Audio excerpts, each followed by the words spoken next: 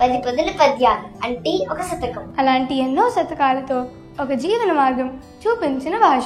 నవరసాలను పలికించగల కళలు ఉన్న భాష. అష్టదిగ్గజాల వైభవాన్ని చాటి చెప్పే భాష. సప్తస్వరణతో కలిసిపోయేటటువంటి అక్షరాలు ఉన్న భాష. 6 రుచుల ఉగాది పచ్చడితో ఈ జీవన సారాంశాన్ని చెప్పే భాష.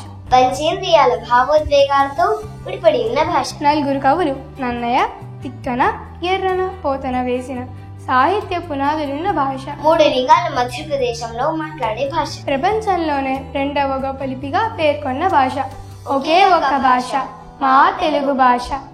పద్యము ఒక తెలుగు సాహితీ ప్రక్రియ. పూర్వము తెలుగు సాహిత్య రచన అంతా దాదాపుగా పద్య రూపంలోనే జరిగేది.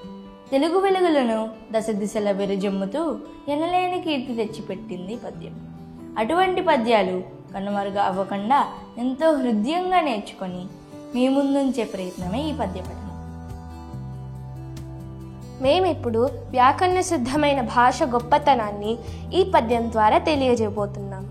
కేయూరాణిన భూషయంతి పురుషం హారాణ చంద్రోజ్వలా న స్నానం న విలేపనం న కుసుమం నాలంకృతా మూర్ధజాః వాణ్యేకాసమలంకరోతి పురుషం యా సంస్కృతా ధార్యతే క్షీయంతేఖిలభూషణాని సతతం వాగ్భూషణం భూషణం.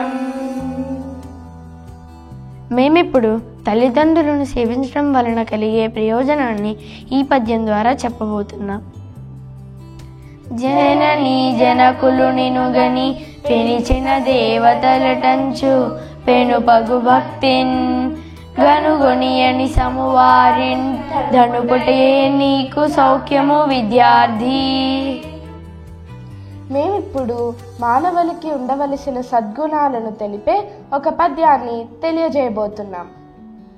సతతాచారము సూనృతము కృపయున్ సత్యంబునన్ శీలమున్ నతి శాంతత్వము చిత్తశుద్ధికరము నధ్యాత్మయున్ ధ్యానమున్ ధృతియున్ ధర్మము సర్వజీవహితమున్ దూరంబుగాకుండా సమ్మతి కింజేరువ ఈ నివాస సుఖమున్ మా నాథ నారాయణ.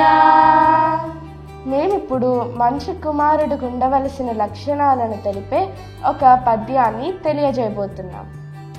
నోచిన తల్లిదండ్రికి ధనూభవుడొక్కడే చాలు మేటి చేజాచనివాడు వేరొకండు జాచిన లేదనకిచ్చువాడు నోరాచి నిజంబె గాని పలుకాడనివాడు రణంబులోన్ మేందాచనివాడు భద్రగిరి దాశరథి కరుణాపయోనిధి.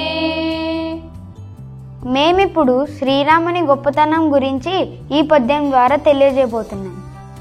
కనక విశాల చేల భవకానన సాత కుఠార ధార సజ్జన పరిపాలశీల దివిజస్తుత సద్గుణ కాండ కాండ సంజలిత పరాక్రమ క్రమ విశారద శారద కంద కుంద చందన ధన సార సారయస దాశరథి కరుణాపయోనిధి.